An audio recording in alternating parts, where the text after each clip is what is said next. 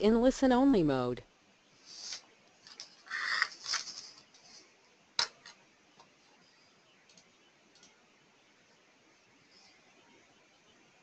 Good afternoon, and thank you for joining us for NCEA's webinar, Diocesan Choral Festivals, Guidelines and Organization, presented in partnership with American Federation Pueri Cantores.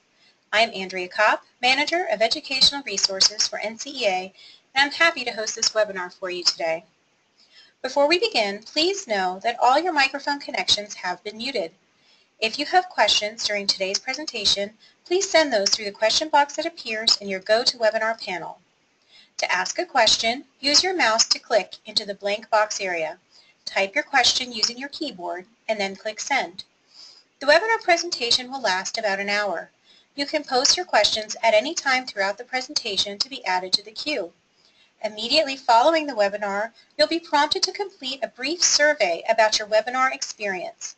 I thank you in advance for providing us with this valuable feedback. For those of you who are attending the webinar live, you'll find a copy of the presentation materials and a certificate of attendance in the handout section of your GoToWebinar panel. You may download those handouts at any time. You'll receive an email tomorrow with instructions on accessing this recording. Let us begin, as we do all things, in prayer. In the name of the Father, and the Son, and the Holy Spirit, amen. Our Father, who art in heaven, hallowed be thy name. Thy kingdom come, thy will be done, on earth as it is in heaven. Give us this day our daily bread, and forgive us our trespasses, as we forgive those who trespass against us. And lead us not into temptation, but deliver us from evil. Amen. In the name of the Father, and of the Son, and of the Holy Spirit. Amen. Now I'm proud to introduce our presenters. Mr. Lee Gwozdz, Director of Music at Corpus Christi Cathedral, and Director of Sacred Music in the Diocese of Corpus Christi, Texas, and Dr. Catherine Muzzy, Principal of St. Edward the Confessor Parish School in the Diocese of Orange, California. Welcome, Lee and Kathy. Thank you for joining us today. I'm very glad to be here, so I hope that all of you will learn a lot from this webinar today.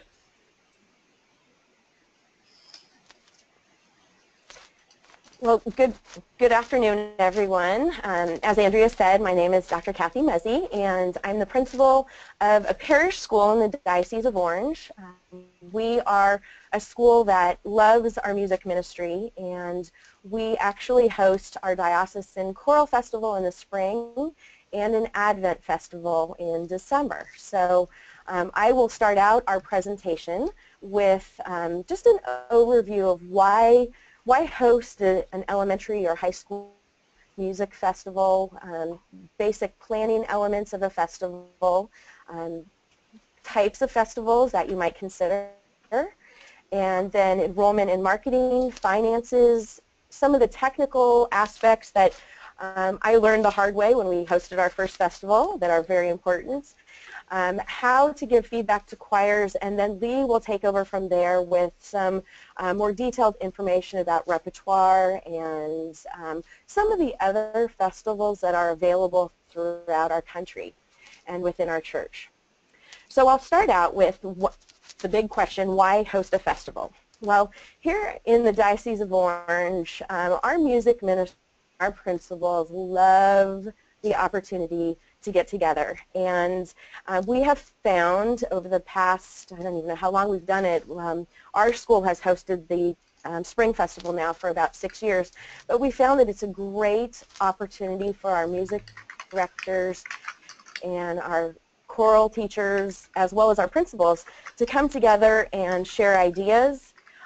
It gives all of our learners an opportunity to perform outside of their school, which is fun for everyone, both in the audience and up on the risers. Typically, our choral festival is coordinated with our Department of Catholic Schools, although there are festivals throughout the country that are organized by the Office of Worship for a diocese, and some are even organized to include more than just schools in a diocese. For us, I mentioned this opportunity for fellowship is so great. Our music director, Rick Delafield, has come back with so many wonderful ideas from other directors at our festivals here in the Diocese of Orange. We include a fellowship lunch, and we find that a lot of pastors or rectors also join those lunches to kind of share ideas, and it goes well beyond the music ministry. It also gives, as I said, our learners a chance to really refine their performance skills and to focus on the growth of our music ministry within our diocese. It's also for us here at St. Edward, as well as the high schools that supported our festivals, it's a marketing opportunity. It allows us to share our gifts and talents with those around the diocese and in many cases, prospective applicants to our schools. We have very viable and thriving fine arts schools here in Orange County, and so we have families who are Catholic who really discern, you know, do we send our children to a Catholic school? Are they going to get what they need, or do we stick with the charter schools? So for us, it helps us set our music programs apart, and so that's important. And then it's also an intermediate step toward more regional festivals. Both Lee and I are board members for the American Federation of Pueri Cantores, and we did, at least in our diocese, we took baby steps and started with a diocesan festival before we took our choir to one of the treble festivals, and Lee will talk more about that later in our presentation. So planning the festival here in the Diocese of Orange, and I imagine in just about every diocese, calendar is a huge consideration. We're blessed in that our Department of Catholic Schools and our pastoral ministries, they provide a calendar well in advance of our planning. And so we also seek advice from our superintendent, the pastoral staff, the Office of Worship, so that we avoid any conflicts. And we also take into account, we do STAR testing here in the Diocese of Orange, and to make sure that our schools are not coming to a festival in the middle of their testing cycle. So we look at the calendar to avoid those kinds of conflicts. We also look at other festivals. As I said, our choir participates in the regional festival for Pueri Cantores, which is typically in March, that area. So we try to schedule ours about 2 months after that festival. Musicians, if they're anything like me, are typically last minute, but we need to get this on the calendars early for principals so that they can plan the logistics on their end, such as field trip forms, transportation, chaperones, getting it on their school calendars as well. When we schedule both our Advent Festival and our Spring Festival, I send a save the date email to my fellow principals through our principal email, and then I also send an email to all the music directors in the diocese. And this includes those who are at parish programs that don't really have a school, just in case they want to bring their parish choir as well. We typically use our own church, but if you were planning a festival for your diocese, you would want to secure a venue that accommodates the variety of needs of the learners who are coming. We have a director within our diocese who has some mobility considerations, and so we need to make sure that we have an accessible area for her to direct her choir. We also need to make sure that all of our students are able to access the risers.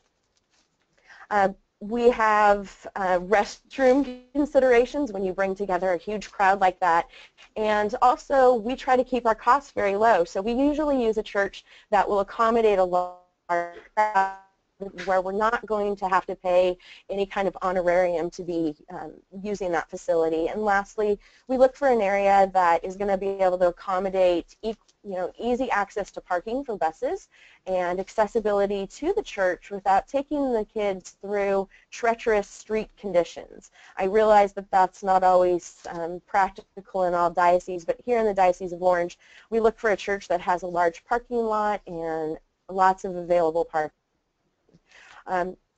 We also consider things like, how are we going to take care of the snack and the lunch, and are there places that the learners can take their breaks and the directors can have their lunch. So all of those aspects are considered. The format of the festival is also something to consider if you are new to planning a choral festival. Here in the Diocese of Orange, we typically use more of a clinician or clinic format versus having an adjudicator. And so we work with two of our high school choirs and their directors, and we use their directors to serve as clinicians. On the screen you see the format of one of our festivals, so we always open with prayer. It's nice to get the students involved in that as well. We try to get our choir members as involved in hosting the day as possible as ambassadors. We also have our students help with the welcome, although that can easily be done by a superintendent, an associate superintendent, even a pastor or a principal.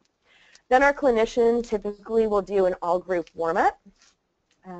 In the Diocese, we typically have our choir sit with their choir, not necessarily in voice parts, but seating is something that you would also want to consider. You may want to put them in voice parts. For our Advent Festival, where we have fewer choirs, this year we had 8 choirs, we did a joint piece of music, and we selected a piece out of Handel's Messiah that was appropriate for the age level, and it had 2 parts, and we worked on that in the morning together, and then our choirs performed in the later morning and the early afternoon, and then our high school choir came in and we jointly performed that piece that we had all practiced together, which was really fun. Other formats can be more competitive. Obviously the feedback and the nature of the coaching would be different. Again, you might consider seating them in voice parts, and although we don't do awards and recognition in our diocese, that is something that you may want to consider as you begin planning your diocesan festivals. Next, kind of picking your theme or your season. I love the Advent Festival because here at St. Edward we have 2 choirs, and they spend all this time in the fall preparing their beautiful music, and we have one Noel night and a choral concert for our families, but we don't necessarily get to share our music with others in the community. So we have an Advent Festival now where other schools come together and we get to practice our music, rehearse it in front of an audience, get wonderful feedback from our clinician, and really refine our skills before we go into that Noel night concert and our choral concerts here at Christmas time. Some of the considerations that you might want to talk about is, would there be an approved repertoire? For our Advent Festival, most of the music was sacred music. It was related to the season of Advent or Christmas, and so it was all very church appropriate. Our Spring Festival happens to have a more open repertoire, and we have schools that bring in music from Broadway musicals. We have some pop music come in. Obviously, all of that we have approved by our pastors and our principals, but we try to keep it fun and light in the spring, whereas in our Advent Festival it's definitely more sacred in nature. So choosing a repertoire would be something to consider. There are also fabulous festivals out there. Again, American Federation of Pueri Cantores has beautiful festivals all over the country that allow the children to learn our beautiful sacred music and to sing it within the context of a clinic as well as a mass. So those are some things to consider. Fall is a great time for festivals. Obviously Advent, it's a busy time. What I find is I really need to give our directors advance notice on the dates. So I have sent those out in April or May, kind of feeling out what other schools are doing and finding a good date for both our schools and our clinicians. Even after Christmas, so celebrating perhaps the Epiphany, coming back after the break and allowing schools to celebrate their music is a fun time. We've never done a summer festival, but that too can be a great time for schools to kind of reconvene and bring people together. Next would be planning a festival in terms of enrollment and marketing. We have a contact list here in our diocese for all the choral directors at the schools, as well as the parish music directors and the principals. So I clean up our database every summer, and I prep all our communications. I use constant contact to send out information, as well as our principal email and direct emails to our choral directors. Promotion really should be both to the music ministers and to the principals. As much as I trust my fellow principals to spread the word, I have found that our weekly principal emails do not always get disseminated to all of the music ministers within the schools and parishes. So it's good to really promote to both of those groups, even if they're getting multiple emails. It keeps it in front of the, front of their minds and their faces, and they remember to sign up. We have in the past extended our festival beyond our diocese. I happen to have a collaborative relationship with the Archdiocese of Seattle, and I have friends up there who love to travel south and join us at our festival. So we've had schools from Seattle, but one of the considerations that we always have to map out is how many schools can we accommodate in the duration of our festival, and we always want to make it open to our diocesan schools first. So would it mean bumping a school from our diocese to include someone outside? So that would be a good conversation point for anyone planning a festival. In our handouts that Andrea will share, I have included a sample of our Advent Choral Festival schedule, as well as our Advent Choral Festival and Clinic registration form. It's an interactive form that's sent to principals and music directors, and then our Spring Diocesan Choral Festival form as well. Both of those forms include a brief bio about our clinicians. In the Diocese of Orange, we try to use and highlight our beautiful high school music program and our very talented and well-respected music directors, and so we typically work with our high schools to find our clinicians. So that also gives them access to this pool of students that eventually will come, ideally, their way in the high school music programs. So you'll see some samples of flyers and forms in the handout section. I'm a big social media person, so I like to share our festival news on our school website, on Facebook and Twitter and Instagram sites, and then I also use my own personal principal email or Facebook to share it with people outside of our diocese. So social media has been very helpful in helping us get our word and our festivals out to the public. Finances are always something else to consider. I know the first time we hosted a festival, we didn't take into account travel expenses, accompaniment fees, and so I provided a list here on the slide. So planning a budget, that's where the principal and me comes in, and what are we going to pay our clinician?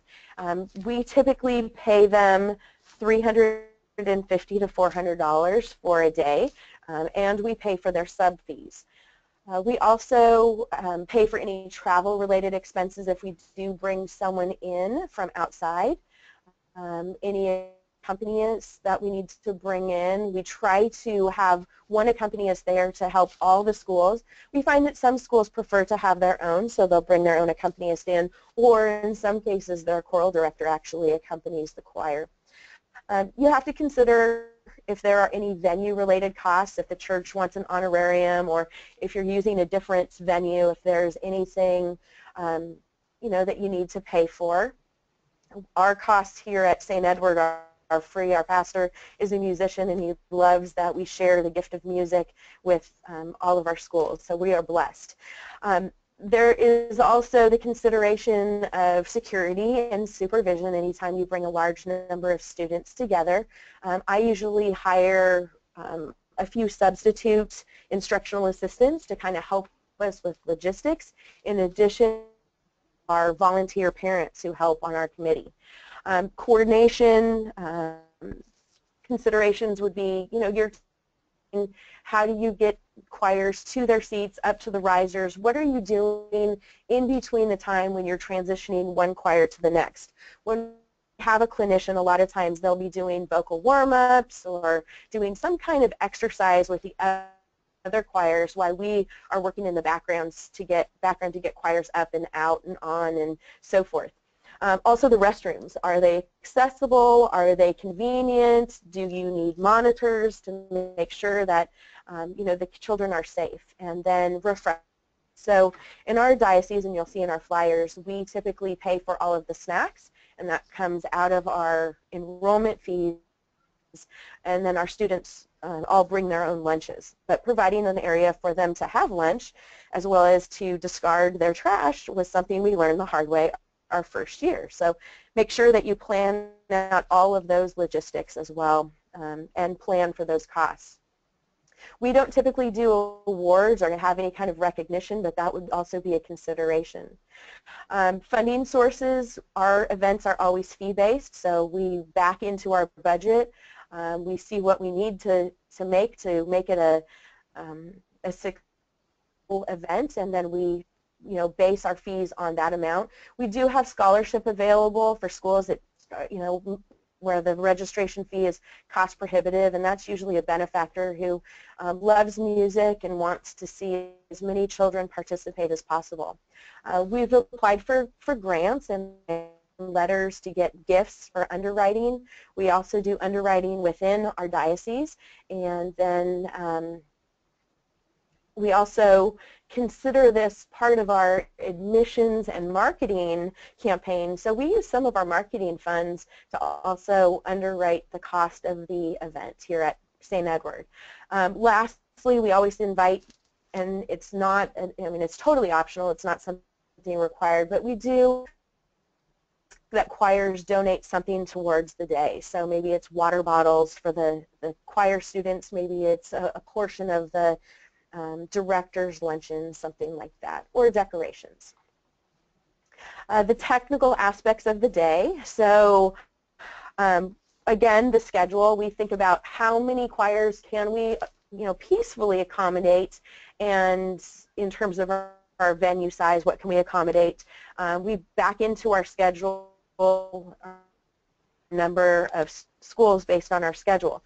We typically give them time for 2 songs and then time for coaching and clinician feedback. We try to get every school to use an accompanist. I am a music snob, as most of our choral directors are. We don't love it when they bring in their tapes. It actually grates on my every nerve, but some schools still do. So we try to encourage them to improve the quality of their performance by using a live musician and accompanist. Some of our schools choose to bring instruments, and that's totally fine. It actually adds color and life to our performances. And then we also ask them to dress in uniform in our diocese, and yet some schools prefer to do the choral robes. So we leave that up to them, but the reason I like them to come in uniform is we use a lot of the photographs that we take at our choral festival to promote our music ministry within our diocese, and certainly within our school as well. And that brings me to another technical aspect, behind the scenes kind of aspect, and that is coordinating a media release for all of the students who come to your choral festivals, so that you can freely take pictures, post to social media, send to the newspapers, get a lot of publicity for what you're doing, and be able to freely use the pictures that you take. Here at our school, we always have 2 parents who co-coordinate our festival, and under them they have several committees, and there's a lot of committee support so that our music director can totally focus on the musical aspects of our day. We let him be the creative genius, and we take care of everything behind the scenes, from registration to coordinating lunch and snack, all the logistics of schedule, getting choirs on and off, helping them feel very comfortable in our venue, as well as communications with the choral directors, the principals, and the pastors. We have extra staff that come in on the day of a festival to help us with parking. We put out extra trash cans, we open extra restrooms, and we make sure that our performance space is perfectly adapted for our needs of the festival. Lastly, and then I'll turn it over to Lee, we record, so the feedback to the choirs is the next aspect to consider when planning a festival. And when we are planning a festival, we want to make sure that all of our choirs are getting great positive feedback. We actually record all of the performances throughout the day, and we have an IT clinician who comes in and then does some post-production editing. So it's just the choral performance and the coaching. He takes out all the clinician part of the day, and we also record all of the constructive feedback that our choirs get. Here in the Diocese of Orange, our feedback is recorded to the choirs individually while they are performing. I know Scott Melvin, our director at Mater Dei, has a handheld recorder, and he takes notes and then shares those notes verbally with the choir director in a taped format. But then he also gives verbal feedback to the choir when they're in front of the entire congregation, and it's always very positive. He has them run through pieces. Likewise, Brian Dane, when he hosted our Advent Festival, he too gave live verbal feedback. In the past, we've also had a rubric that we've used for evaluation, and so the choral directors also get that written feedback, which is, again, really constructive. It's all focused on helping them build their music ministry and further enhance the gifts and talents of their choirs. And lastly, and this I'm going to let Lee speak to, we always get feedback from our directors, so the feedback goes both ways. What kind of repertoire do they want to see? Do they want more direction in future festivals? In the Diocese of Orange, as I said, we have an Advent festival that's more traditional and more sacred in nature, and then our spring festival is really kind of free and fun. So we always find out from our directors, is this working? Should we change anything? You know, so that it's a festival that really needs as well. And Lee, I'm going to pass the baton to you. Well, great. Thank you so much, Kathy. That was a great wealth of information, and I want to tell those of you that are here gathered for this webinar that I have such a passion for the great sacred music of the Church being taught in all our Catholic schools. I have been involved in Catholic school education since I was an organist in 2nd grade for the Stations of the Cross at my school.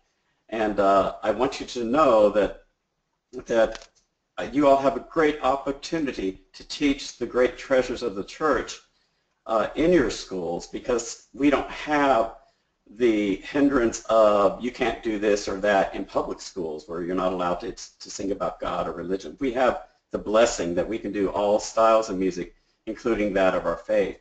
And what a wealth of repertoire. And by having these diocesan festivals and these masses, as well as the ones for Pueri Cantores, this gives us an opportunity to teach the great sacred music, not only from chant, but even the contemporary music of today.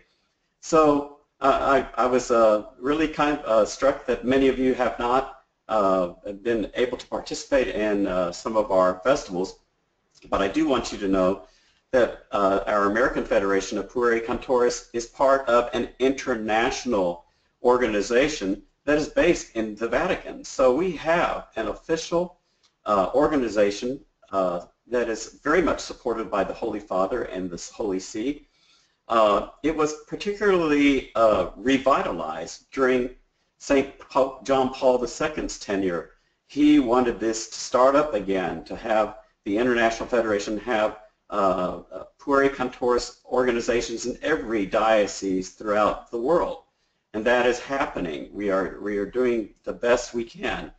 So I am proud to also be the president of the American Federation of Pueri Cantores, and every 5 years we gather in Rome with the Holy Father, where we get to meet with him in an audience where he shares about his view about the importance of sacred music.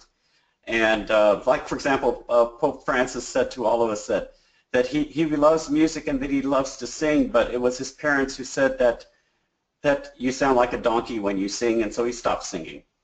So, but he says he loves music, and in spite of that, he does the best he can. So he has a passion for great liturgical music, especially on the education level. And so you can see on this screen here that we have festivals all over the country, and hopefully near you, that after you present your diocesan festivals, you may want to participate in one that's kind of near you in your region. If you do participate, we encourage you to use the repertoire. Even if you don't participate, there's great wealth of repertoire that we have in all our festivals that you can use in your schools for your school masses. And so that is always our goal. When we plan repertoire, we say, well, how much of this can they use in their actual schools? So you see we have festivals in Miami, which I will be conducting. We have different levels of festivals. We have the treble festivals, which is just sopranos and altos in grades 4 through 8. We have then a mixed voice, which is grades 4 through 12. And then we just have a high school one, grades 9 through 12. Some go as early as grade 8. But they're all over the country, and we encourage you to be a part of that. In the next slide, you will see that we have a sample of the repertoire that is being planned for our treble festivals. And you notice it opens up with a choral prelude and almost has become our theme song. Michael Praetoris' Jubilate Deo is a great start for all of our festivals. It's around and it's easy to pick up. And this year, this is the repertoire we chose, a contemporary piece, Surely It Is God Who Saves Me. And then if you look at the structure of the Mass, you see that we have a selected entrance hymn if it's Lent or if it's Easter. And then if you look at the ordinary parts of the Mass, these are parts of the chant that every child should know, the Kyrie from Missa de Angelis. We had in the past for many, many years the Gloria from Missa de Angelis that many of us have sung. We may reinsert that back into the festivals. Right now it's the John Lee Congregational Mass. And if you look at the Sanctus, that's the chant. More Accolation Great Amen is from a Festival Eucharist, that's in English. The Agnus Dei from Missa de Angelis. These are things you can already teach your school choirs or all your children who experience Mass at your schools. Then at the Liturgy of the Eucharist, there's always a special anthem. So whenever you participate in a festival, you have to focus on preparing the choral prelude, which is the Jubilate Deo, and another piece. And then at the offertory, there's a special piece. In this case, it's a two-part piece. I Give You a New Commandment by Peter Aston from the Royal School of Church Music. All of these are easy and can be done in your own schools. And then at communion, a post-communion, we're singing the beautiful Ave Maria of Gabriel Fauré. And then we conclude with a great, great piece with the organ and sometimes with instruments. In this case, it's Let Us Magnify His Name. So that's the Treble Choir Festival. Let's shift to the next one, the repertoire for the middle school festivals. The mixed schools, the mixed voices. There you see we begin with another round, Da Pacem Domine, which is for SATB. And then we just go, again, to example of a diversity of our repertoire, a Zambian song of praise called Bonze Abba. And it's quite exciting for the children to perform that. It means all people. And I will be playing you a sample of that in a minute later on in this webinar. And they do the same, the Kyrie, the same Gloria as the other festivals, but you notice that at the preparation of the gifts, we do like With a Voice of Singing, which is a classic piece by Martin Shaw, a classic choral piece, and we offer links to that. And then at communion, it's Ave Verum of Elgar. In the past, it was Ave Verum of Mozart.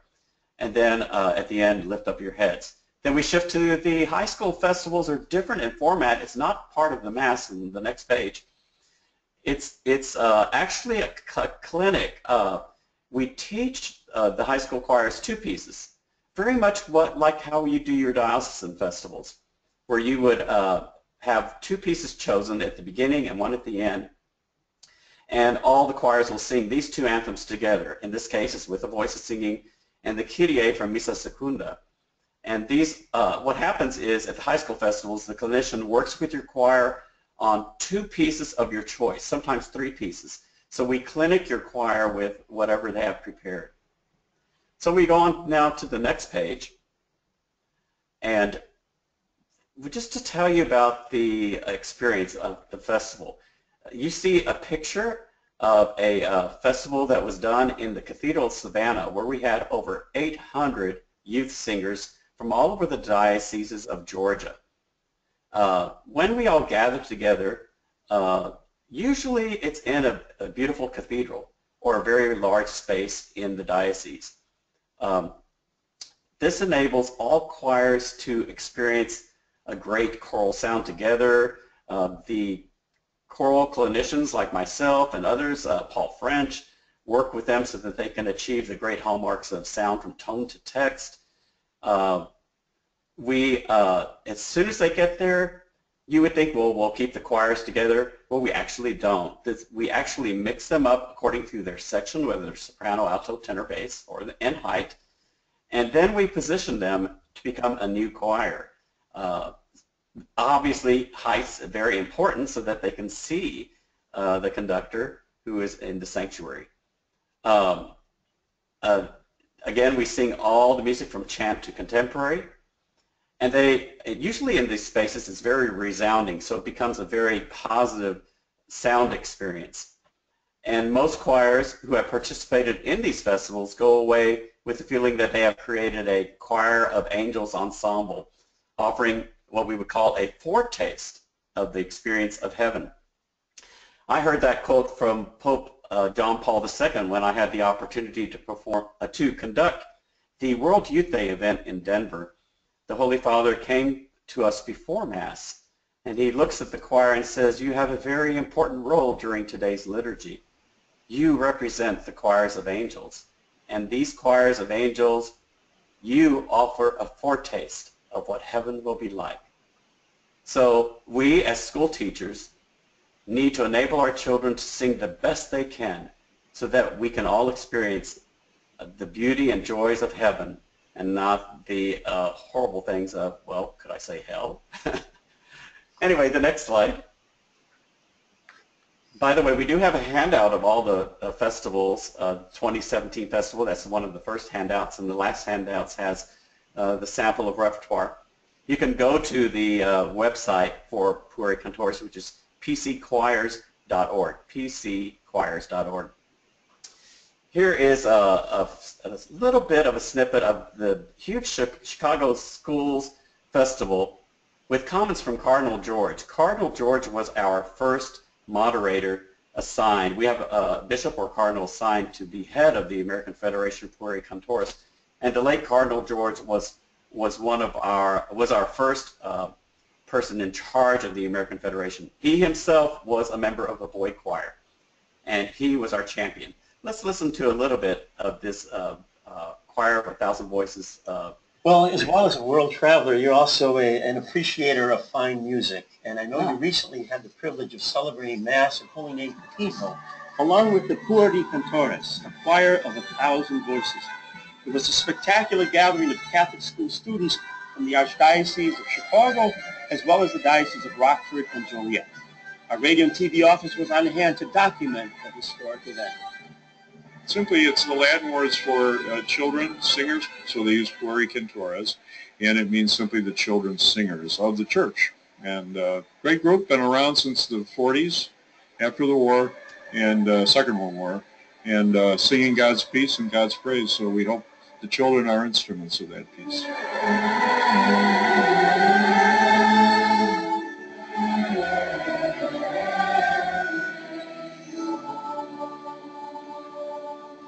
Singing here at Holy Name Cathedral was a great experience for me. I really had fun, and I really appreciate the school bringing us here because it was a great experience.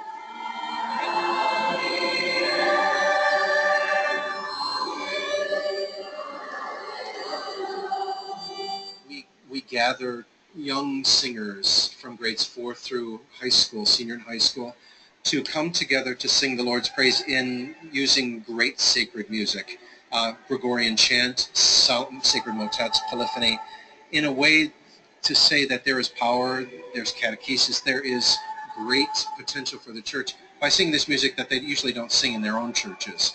And it's, you know, as you can see from an event like this today, it's a wonderful experience for children, for their parents, for their schools, principals, teachers, choir directors. It's a win-win for everybody. It was really interesting. Like, the conductor had a different style of conducting. It was interesting to learn that new style of conducting. And it was interesting to meet all these different people that came to sing with us. I was one of the lectors for reading today, and when I went back to the sacristy and I met the Cardinal, I was just excited. It was a great experience for me.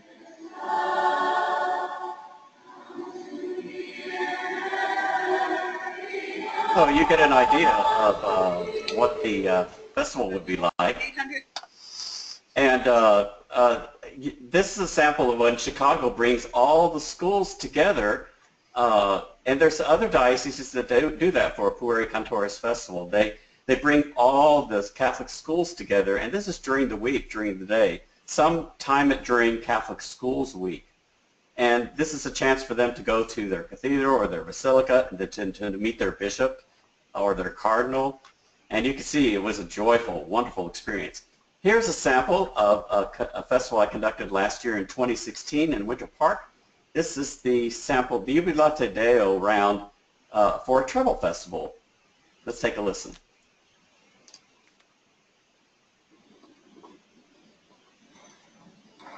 Position 3 means for them to stand.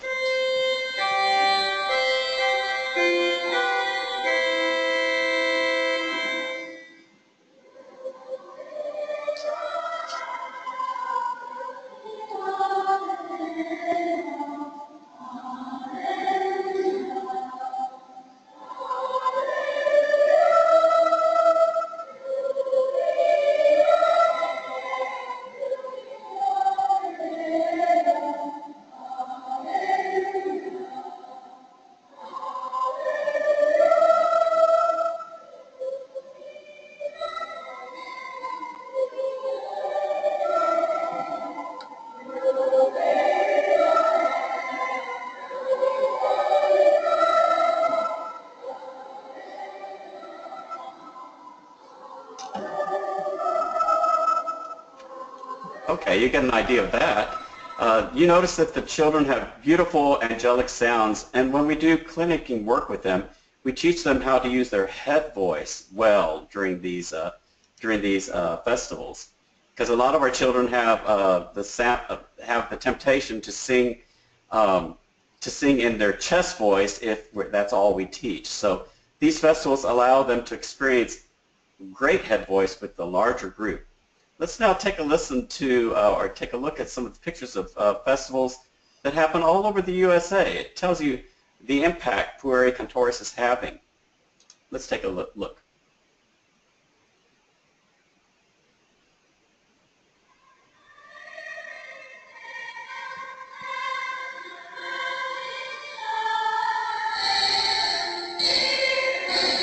I conducted this 9/11 Mass.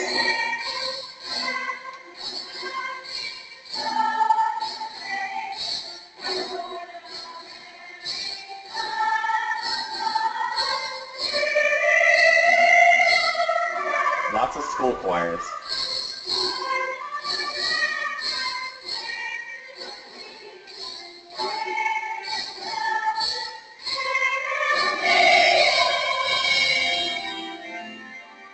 Let's go on to the next slide now. This is a sample of a music festival, of a high school choir festival that I did in California last year. It was a relatively small group. The high school festival are a new format, and so this last year was our test season. So this was done at the University of Southern California in the beautiful new chapel that they just built for the university's Catholic school students. This beautiful chapel with great acoustics. Let's take a listen to them singing the Agnus Dei by Cassiolini.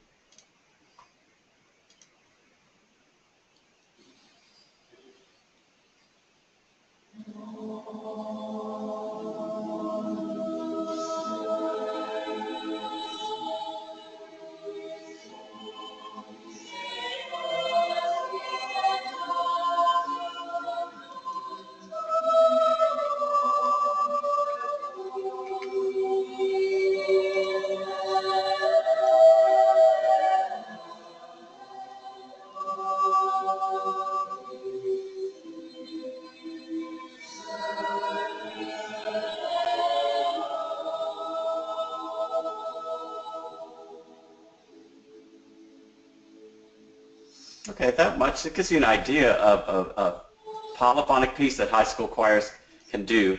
Over the webinar, it's kind of hard to get the sense of that on these YouTube videos.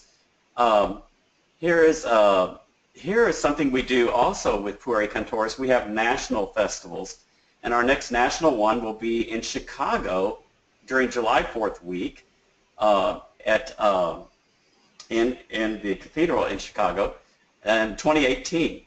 But take a listen. This is the one we did in Washington, D.C., our last national festival, which actually turned out to be an international festival. We had choirs from all over the world. Take a listen and look.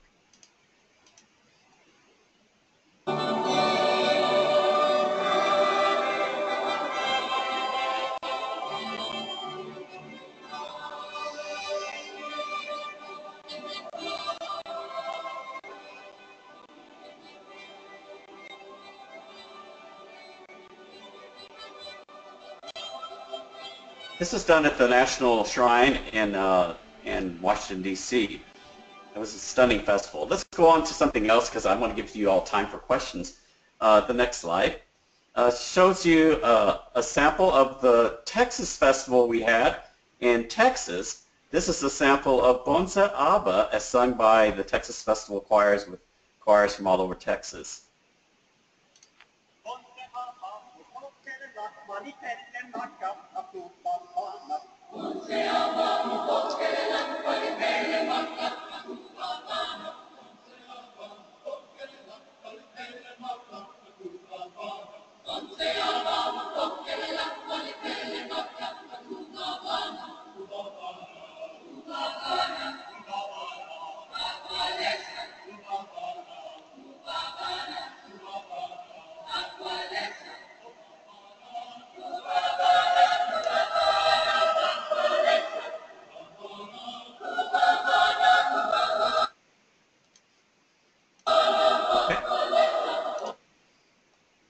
All right, that gives you an idea of that one.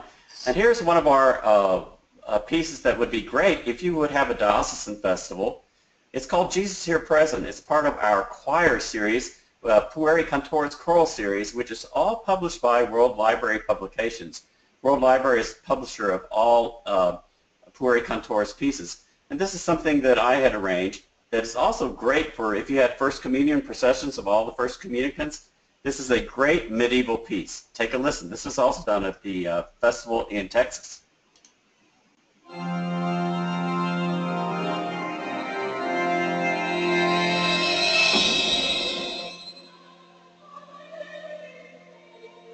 You hear them performing from the back of the cathedral, in this case.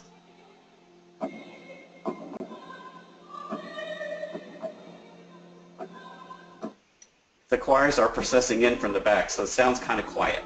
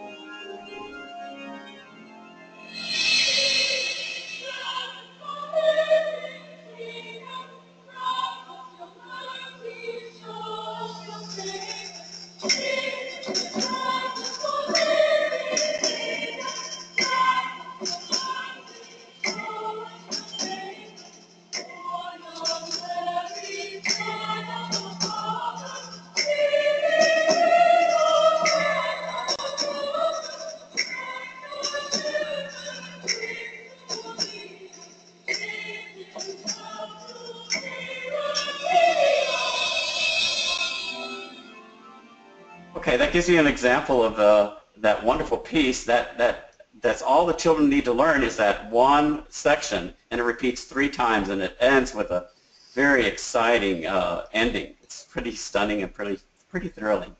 So let's go on now to question time. Any Kathy, any concluding thoughts from you, or we would love to address questions at this time. Absolutely. I just have a few comments. As a principal, I've taken 2 of my schools to Pueri Cantores regional festivals, and in every case, the festival experience far exceeded our expectations, both as educators, as music directors. The absolutely love the opportunity to join us at Mass at the end of the festivals, and it really has the opportunity to change your music program. So I would encourage, I know a very high percentage of our participants today have not participated in an American Federation of Pueri Cantores Festival, so I would ask you to consider, starting with that. Also, several of you have never participated in a diocesan festival. If you are in a role where you're hoping to plan one, my contact information is on the screen. I am happy to share my budgets with you. I'm happy to share our social media plans with you. I'm very open to any questions that you might have, and my goal is, as an educator, to really help bring music to life in our schools. It's a great history and tradition that we have, and let's keep it alive. Our contact information is on that last slide, so if you have any questions, feel free to. And then we did have a question, and it was from the Diocese of Pittsburgh. So the question is, can we organize a Pueri Cantores Festival for grades 4 through 12 in the spring of 2018 in Pittsburgh? So I'm going to let you field that one. Well, absolutely you can do that.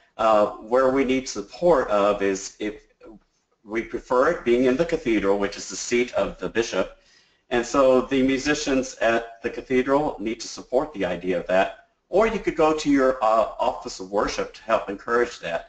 We would also entertain perhaps another a larger parish if that's the case, but yes, we need champions in every one of our dioceses to want to have a festival in their region. So feel free to contact us at pcchoirs.org on our website. There is a contact information there. Our executive director is Jan Schmidt.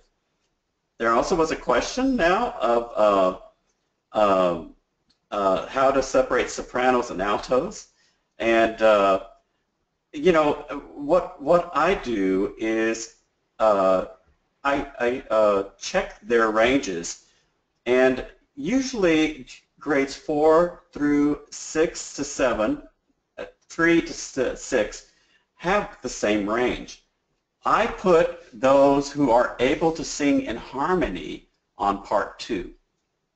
If they can hold a harmony part, I put them as leaders in part 2.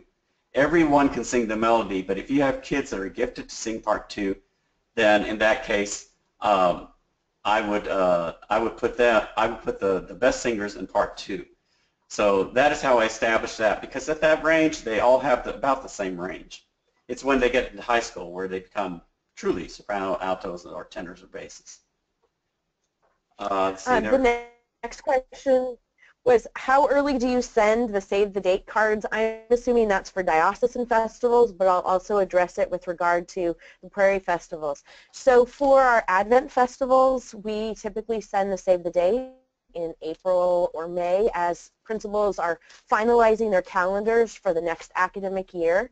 For our Spring Festival, we get that on the diocesan calendar in March for the following year. So a full year and 2 months in advance, so that schools can really plan, and our diocese Department of Catholic Schools can plan around that date. We also need that much time to secure our clinicians, and although we've usually secured them well in advance of that, but getting the save the date out as early as possible is really important.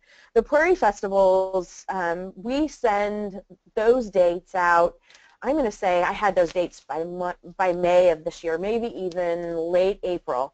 And as a principal, again, that's really important to have that information so that I can plan in advance for my choir. I can navigate the budget for my choir. I can consider what our choir fees are going to be for the year, knowing if that date is going to work for us. I know last year our local or our regional festival was the same date as our decathlon, our academic decathlon, and we play in that too. So we had to make some choices, and having that early date was important. Well, lots of questions are coming up. Jerry, in regards to can you download the music? Most of the music you can download that's on the website, pcchoirs.org, and you can click on Repertoire, like some of the chants and all that stuff you can download. There will have some pieces you may have to order. There's also, do you know when there might be a Pueri Cantores Festival in St. Louis again? Contact Jan Schmidt on our website. That's a good question. Again, the champion needs to be whoever's music minister at your cathedral or in your diocese. That would help. How do you work with African-American children whose directors do not care for the young ones but encourage loud singing? Oh, well, can you look at the last question, Kathy, on risk management? Okay, and I will think about that question above. Okay, so this is a great question. Regardless, the question was written in a format that suggests there could be choirs that focus on more loud voices, and we certainly have that in the Diocese of Orange. We also have choirs that are very much into performance and choreography and not so much in vocal quality. And so it's really our clinicians' job to coach our choirs, to get them to use their head voice. Not all our choirs in the Diocese of Orange use the head voice. A lot of them, again, are very kind of show tunes oriented, very theatrical, and it's all about loud and, you know, facial expressions, which is fun, but it's not focused on the quality of music that we're trying to really establish and reinforce. So I would say the clinician, working with them in advance, and when we send out our save the dates, we really encourage, and our registration forms, we really encourage choirs to use our, and I mentioned this earlier, to use our accompanist versus a tape, and we usually kind of set the tone of the quality of music we're looking for with the first few choirs we have perform and the last choirs we have perform. When I've worked with school teachers in Catholic schools, many of them are not familiar with the child's voice, and that's why I do child's voice workshops all over the country. They don't know that there's the head voice, there's the chest voice, and all they become are a choir of screamers instead of singers, and so it's a matter of educating our music teachers about the voice. Many of them don't know about the voice. Some of them might be band directors, they have instrumental background but no vocal background. Would you agree, Kathy? Yes, I would. We have a lot of musical theater graduates who actually end up taking choirs in some of our elementary schools. It's one of those things in Catholic school where, you know, you wear many hats, and sometimes that happens. So it's an opportunity for the clinician to really help the directors as well, and our festivals end up being educational for both directors and the students that are involved. There's a question about, are there risk management concerns such as insurance that we consider that you have not yet mentioned? Well, absolutely. So here in our Diocese of Orange, every time our schools take a field trip, we have student accident insurance that is provided by a company called Myers and Stevens, and it's the principal's job to ensure that they are using the proper field trip forms, that they're going through the protocols, i.e. checking all of their chaperones through our Safe Environment program. They also need to make sure that they're getting their student accident insurance and have it active on the day of the festival. If you're doing any kind of overnight festival, like when we take our kids to Rome, which I've done twice, we also use, we have an addendum to that policy, and it's an overnight student insurance policy that we get for every day that we're on the road. As a site, ideally your site is covered by I know we have students on our campus all the time, and so as well as parishioners, and that is a consideration. Are you carrying enough insurance should one of the kids, you know, slip and fall, or a director? So that would be something to consider. Here at our site, we have all that insurance, which is, again, another thing to consider when you're looking at venues.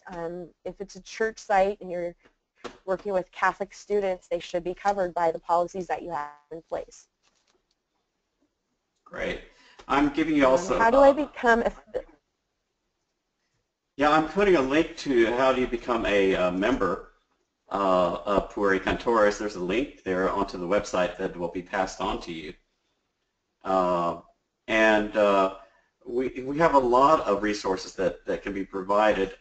First of all, in our repertoire, we also have something that we did for the NCEA, was a list of all kinds of music that Catholic schools should be doing, like hymns and responsorial psalms.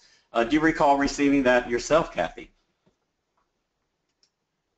I do, yes. Yeah, as a music minister, we got it. Right. And so we determined what should every Catholic child know in regards to hymns, in regards to chant, in regards to repertoire. We have that list, and for those of you that are on the webinar, we can pass that on to you by request. And it's also responsorial psalms that you can use, so this is a great thing for you all to utilize. Perfect. It looks like that's our last question. So we'll be sure to provide Andrea all of our handouts so that those are accessible to any of the participants today. And yes, and thank you, parting words? Kathy and Lee, and I want to let our audience know that we had so many handouts and resources that Kathy and Lee were good enough to share with us that I couldn't fit them all in the GoToWebinar handout section live, but I will be including all of them, including links to membership information in the follow-up email that you'll receive within 24 hours. A lot of you have asked for the presentation slides. Yes, you will get them. You'll get all their handouts, and you will receive this recording within 1 business day. And we're happy to provide that to you. Before we conclude, I invite you all to visit our website at ncea.org to see listings for both upcoming webinars and other professional development activities. Thank you, Lee and Kathy, for spending your time with us today and sharing your expertise.